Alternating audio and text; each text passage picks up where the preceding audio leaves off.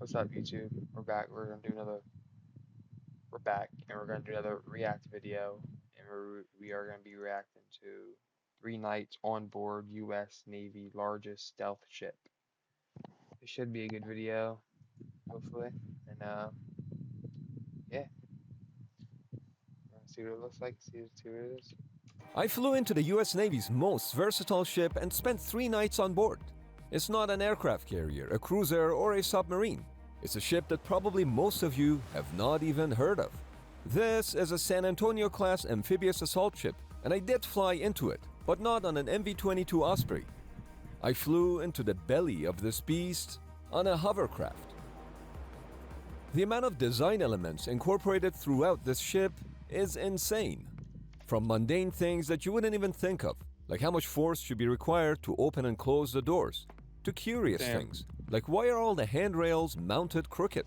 I'll explain all that and much more.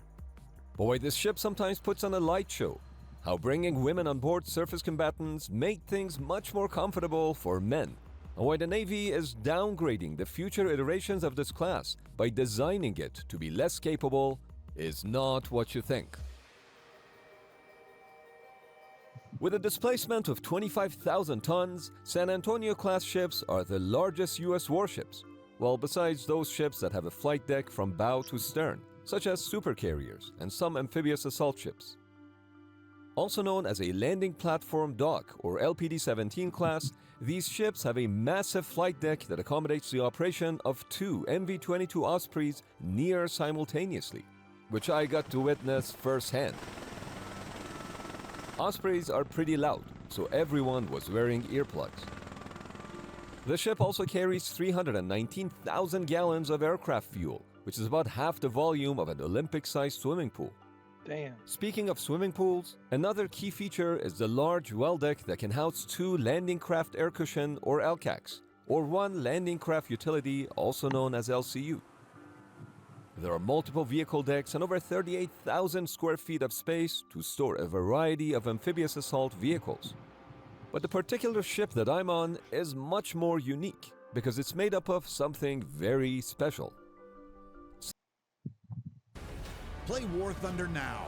Join millions of players across the globe in massive battles on tanks, aircraft, 7.5 tons of steel from the rubbles of the World Trade Center were actually melted and casted into the ship's bow during its construction. This is USS New York, a ship that was named in the honor of the victims of the September 11 attacks in New York City. And to bring it full circle, the ship is sailing from Norfolk to New York City to celebrate Veterans Day 2023. One of the really cool things about this class of ships is their stealthy design. On radar, San Antonio ships look smaller than they actually are. This stealth capability is due to the slant that's prevalent throughout the ship's design, starting with these 2 giant masts. These ships were the first to incorporate the Advanced Enclosed Mast System.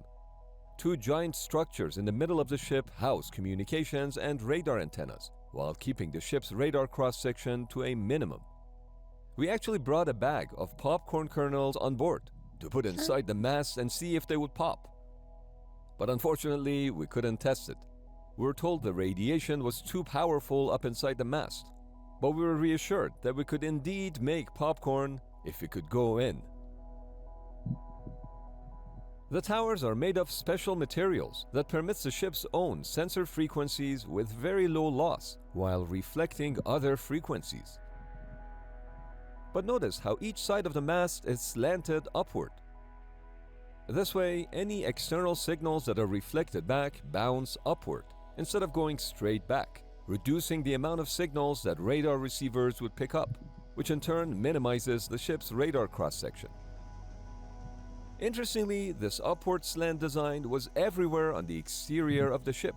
For example, all the doors on the inside are installed vertically as you'd expect, but exterior doors are all slanted. The railings on the perimeter of the ship are also installed at an angle. Even the steps on the ladders follow the same principle. And of course, the sides of the ship's hull are no exception. Switching from the exterior design to the interior, USS New York is also a floating museum. This metal plaque that now bears the name of the ship was salvaged from the ruins of the World Trade Center and installed on the ship. USS New York and her sister ships USS Arlington and USS Somerset are floating museums that have many references to New York City. And just like the Marines that they carry, these ships are the Swiss Army knife of the US Navy. It's true that San Antonio-class LPDs have been involved in missions like recovering NASA's Orion spacecraft from the ocean in 2022, and also transporting captured terrorists from the Middle East to the United States for trial. But the primary mission of these ships is to take 800 Marines and their equipment close to their destination, and then transport them to land with the help of landing craft and various aircraft operated by the US Marine Corps. There are also 360 sailors on board who take care of everything on the ship. San Antonio ships could go underway as part of a 3-ship amphibious ready group, or they could sail alone, which is why LPDs are equipped with 2 RIM 116 RAM missile launchers for point defense against anti-ship missiles. Each launcher sits on a set of giant springs that act as shock absorbers. This ship is not equipped with surface-to-surface missiles, but it could carry a HIMARS. This was in fact tested on USS Anchorage in 2017, where missiles were launched right off the flight deck of the ship. Damn. Remember those Ospreys? It just happened that one of them stayed on the flight deck of USS New York and got folded up. So the next morning, I had the opportunity to check her out. Without any cargo on board, Ospreys can transport 24 Marine combat troops, which is what these seats are for. Where the Osprey really shines is long-range vertical assault and extraction. It's faster and has a longer range than any existing military helicopter, and it can hover, something that airplanes cannot do. Even though Ospreys can fly horizontally, they can't land horizontally like an airplane does, because their rotor blades have a diameter of 38.1 feet. So big that the blades would hit the ground before the landing gear does. See that at the tip of the blade? It's an LED light that can be turned on at night. This makes it easier to see the perimeter of the blades as they spin. It's purely for safety, which is especially useful when 2 Ospreys are operating in proximity on this flight deck at night. Given the primary mission of LPDs, there are also a number of design features specifically with Marines in mind. There's a 124-bed, state-of-the-art hospital on board the ship, equipped with X-ray machines and 2 operating rooms. LPDs have much larger hospitals compared to aircraft carriers, and that's because Marines are at a much higher risk of injury due to the nature of their job. Even the dining tables in the officers' mess hall are large, so if needed, they could be used as makeshift hospital beds. Oh yeah. If you've ever been on any naval ship, you'd know they have quite narrow hallways, and LPDs are no exception. But the passageways that lead to the flight deck are much wider, so Marines with all their gear could be on standby in these hallways before they're transported to shore on Ospreys. This wide passageway is pretty special, which is why every LPD has a unique name for it. On USS Fort Lauderdale, it's called I-95, named after the highway that goes south to the city of Fort Lauderdale.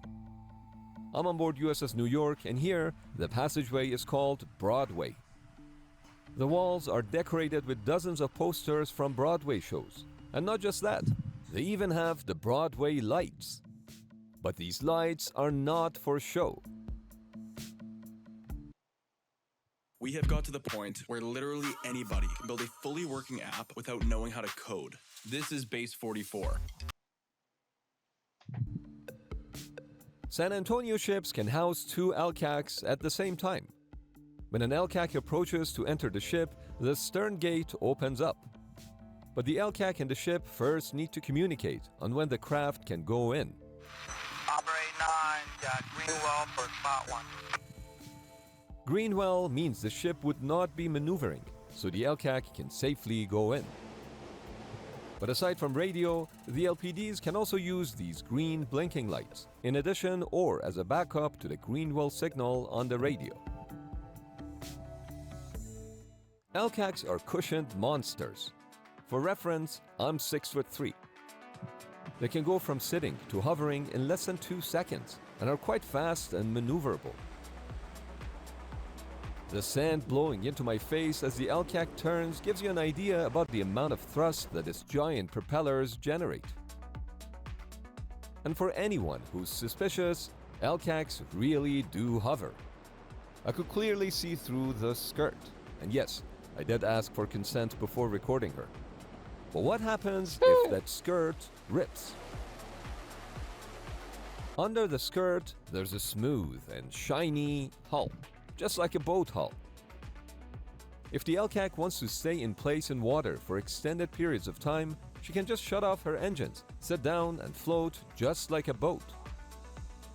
But because LCACs don't displace any water when they're hovering, they're said to be flying, and they must turn on blinking lights when operating, just like airplanes do. Besides damage to the LCAC's skirt, another common problem is caused by salt, which can corrode the metal, and sand, which can get everywhere and cause problems. To deal with this, there is a washing station at the Little Creek Naval Base, so when LCACs come back from their mission, they're rinsed with fresh water. Operating an LCAC might look like fun, but LCAC pilots are not getting paid to have fun. The toughest part of their job is to get the vehicle inside the well deck of a moving ship without scratching it. There's only about a foot of clearance on either side, so it takes a lot of skill to do this. Once inside, the LCAC is chained up, so the motion of the ocean doesn't move her around inside the well deck. And because we just came in, the LCAC needs to be rinsed with fresh water, which is a rare commodity in the middle of the ocean. This is why the ship is equipped with a reverse osmosis system, which not only generates the drinking water for those on board, but also enough water to wash LCACs and other vehicles as needed. In case you're wondering, this is not the rock climbing part of the gym. This guy is placing these large bolts to secure the stern gate. One thing that I found interesting was that no matter who I talked to, they told me they had the best job on the ship. It didn't matter if it was someone who worked on the bridge and was in charge of navigation, or someone who worked in the most unassuming parts of the ship, like the steering area, where one has to climb and crawl through tight spaces in order to check and maintain the hydraulic systems that move the ship's massive 50,000-pound rudders. Or those who worked in the engine room, located multiple floors below sea level, where it was hot and noisy. But they're having fun and were proud of their work. Speaking of pride, Sure, my name is Richard Othmer, and I joined the Navy in 1974. After serving in the U.S. Navy, Richie joined the New York City Fire Department and was a firefighter when 9/11 happened. Many years later, they were going to commission the USS New York, and I happened to be on the commissioning committee. And so Richie, Carl, and two other firefighter friends, Tom and Georgie, had an idea. We got together and we picked up this piece of steel from a flange, from an I-beam flange from the World Trade Center, to honor the firemen, the police, the NYPD, the FDNY, and the Port Authority Police, but also the U.S. Marines and the United States Navy sailors that were going to be manning the ship, because it tied us all together as Americans. It was really special to run into Richie and hear his story. Ironically, it's 14 years ago to this day where the ship was commissioned, November 7th, 2009, so it's kind of nice that you guys asked to talk about this today. I think the gods... The design of San Antonio class reflects the realization that in order to accomplish a mission, quality of life for those on board is just as critical as the technology they use. This is why all systems were designed for 90% American male and female population. For example, the watertight doors were designed to be operated by 25 pounds of force, meaning that the physical effort to secure the door was within 90% of the physical range of those on board. Similarly, the bunk beds are designed to comfortably accommodate 90% of the crew. Now, if your height is in the 96th percentile, which is 6'3", you may not be able to lie down as comfortably in the bunk beds. But don't worry, this class was the first to feature sit-up berthing areas, which is pretty handy if you want to sit up to read a book or write a letter. Although the top bunk doesn't have the sit-up feature, and that's what juniors get. The ratio of showers to troops and heads to troops was also improved on LPDs.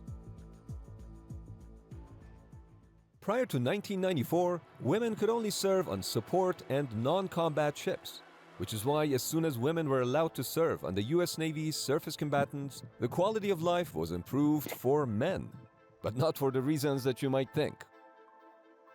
At the time, females had a larger seabag allowance, which meant they needed to have bigger lockers.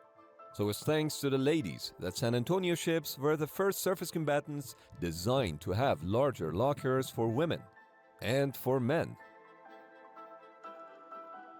During nighttime operations, the bridge lights are kept to a minimum while only using red lights, because red dissipates much quicker than white light. One of the things that I really got to appreciate while underway was the quality of the sky at night. Out in the ocean, far away from land, there's no light pollution, so the sky is absolutely magnificent. But just imagine if somebody fell into the water when it's pitch black. Except for, I didn't have to imagine it.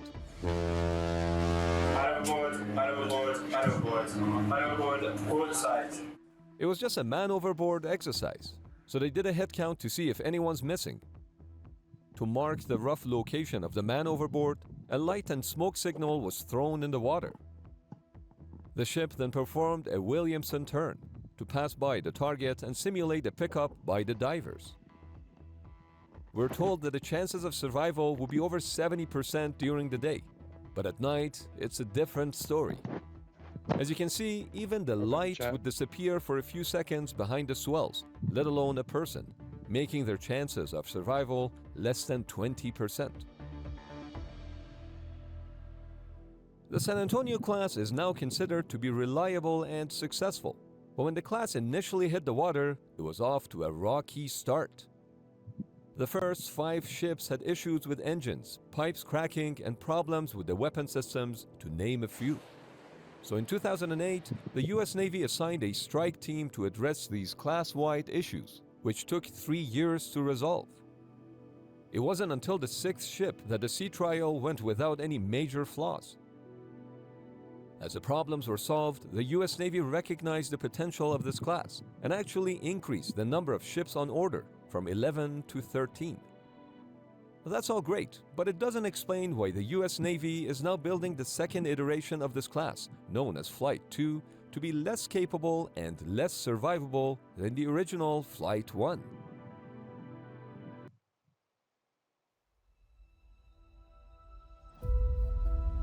EVE Online is a vast universe.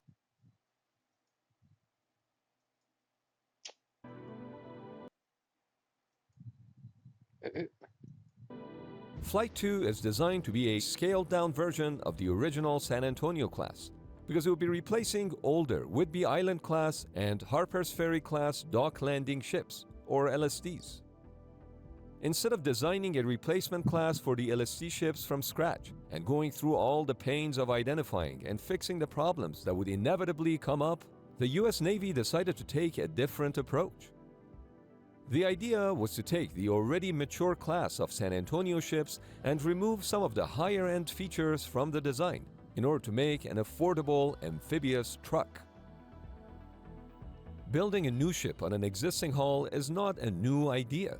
Ticonderoga cruisers were built on top of existing Spruance-class destroyer hull. Similarly, multiple flights of Arleigh Burke destroyers were built on the same hull. Some of the features that have been eliminated in the Flight 2 design include replacing the iconic enclosed composite masts with traditional ones. Having enclosed masts increases the sail area of the ship, meaning that when the ship's traveling in winds of greater than 15 knots, it experiences a twisting effect, which makes it difficult to stay on course when traveling at lower speeds. This could be especially challenging during underway replenishment, where San Antonio ship's difficulty with staying on course is combined with the suction effect that all ships experience when moving along in close proximity to another ship. They just have to be a lot more conservative in their approach. In addition to replacing the enclosed masts on the Flight 2, the hangar would be made smaller, and the size of the hospital would be cut in half. In fact, the state-of-the-art medical facilities on Flight 1 were so good that the hull is being considered to replace the US Navy's two aging hospital ships, USNS Mercy and USNS Comfort. The kicker is that even after heavily simplifying the design, Flight 2 would still be more capable than the ships that it's going to be replacing. The experience of sailing on USS New York was an absolute blast. I learned so much new stuff, but I'm curious, what did you find the most fascinating? Drop us a comment, and if you want to see more videos like this, consider... I should have this out, chat. Alright, YouTube. Appreciate you for watching. If you made it this far, might as well hit the subscribe button, thumbs up. It helped me out a lot. And you don't got to. If you don't want to. But I appreciate you for watching. And that's Doja out.